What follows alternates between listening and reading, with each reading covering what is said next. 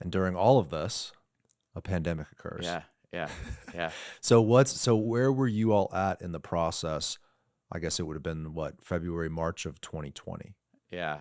We had about $400 million invested into the project. It was coming out of the ground, um, and the addition was just coming out of the ground. Um, USF was complete. USF completed in January 2020, and so did Embark. The JW Marriott opened right before the Super Bowl in late 2020, um, and which was the intent of that building. And Heron was second, and that came in March of 2021. So they were all under construction. It was Scary. scary. Yeah. Yeah, I mean, we used to have these at our Sport Wharf offices. We had a big internal amphitheater, and we'd have lunch and learns and what have you. And Jeff came and spoke in February to the team, and Jim Schimberg actually asked about, what do you think about this COVID thing? And this was mid-February, and Jeff says, no one knew at the time. Like, I think it's not going to be a big thing. But needless to say, I'm selling all my stocks, and so we we're kind of shocked when everything, the world shut down in mid March. My mom was here. We had my sister and whatever. We just, like, literally everything shut down, and so all the velocity we had in all of our office and retail leasing went negative. Um, it was pretty terrifying. We were deciding whether or not we continued. And Orlando shut down its then, fortunately we were patient and kind of worked through it. We worked very closely with the city and other major development projects in the market to figure out protocols that were safe for our construction workers. The 2,200 guys that were on site every day, and the three different GCs worked so well together. We kind of closed off and quarantined the entire site. We tracked everyone on the site. And because Orlando shut down its construction, we actually picked up a lot of labor. Because of COVID, the arena wasn't in play, so we were able to actually move faster. We were actually able to pick up labor, and we actually, ironically, saved a lot of cost. It didn't seem the way at the time, but it ended up actually helping us. Mm-hmm. People say, "Well, you benefited from the COVID lift." I don't. That's not. I mean, obviously, Florida was growing regardless.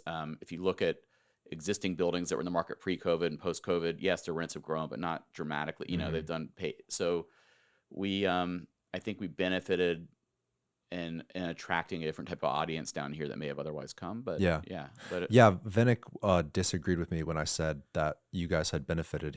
And you just reiterated the same point. Yeah. It seems like there was certainly a bump, but was the bump inevitable? I remember in 2019 looking at the market, trying to make some little investments here and there. And it was a really exciting time. There was a lot happening, a lot of new restaurants, a lot of growth. mm-hmm. And then COVID, I think, probably accelerated the inevitable, In a lot of ways. In the restaurant scene, certainly, the market, there were definitely good things that came to us of this market, but Sure. the rent, well, I think people say, wow, your rents are, $4.50 a foot at Water Street. Like, you benefited. Well, the buildings that were $2.50 a foot are now $3 a foot. So, and so the Heron Cora, are still 40% above anything else in the market. And I think that shows you people will pay for quality and walkability in a neighborhood. It's not, that's the really premium there. And we never thought those types of rents. I mean, that wasn't the goal. The goal was to create an approachable place. I mean, we strategically have hundreds of units that were 400 square foot studios to allow young folks to kind of live here, work here. Yeah. And the demand has been much greater than we ever foresaw. It almost sounds like the return on the investment, the money part of it, was not at the top of the priority. It sounds like it was more about the placemaking Absolutely. itself. Yeah. The three goals from the start were elevate Tampa's brand. Our brand at the time, if as I said, people in DC didn't even know where we were, so They probably knew about Mom's Venus though.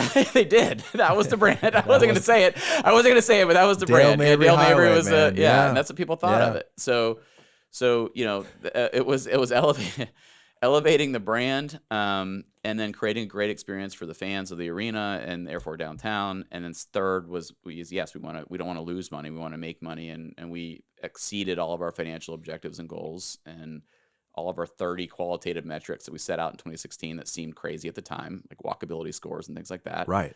And so I didn't even know I looked back. Someone found that page, the one pager we did back then. And I was just cracking up. I was like, yeah, we did it. I never looked back at it, but yeah. Let me ask you this question. Do you believe, had you slashed the budget and not had the mature trees? I mean, some of the stuff you guys did, I've never seen done on a development that scale in like Yeah. Florida at all, especially in this region.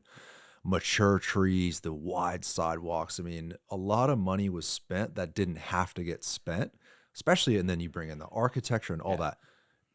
that. Having not done that, even with the natural growth of our market, et cetera, do you think that that quality played a role in the success? Yes. It's more so it's the quality, it's the intentionality of that quality, right? And we debated these things a lot, Yeah. and I always like coming from that JBG culture that I said back in DC where there was 18 partners around the table. I did the same thing here. Like I wanted to debate, Yeah, yeah.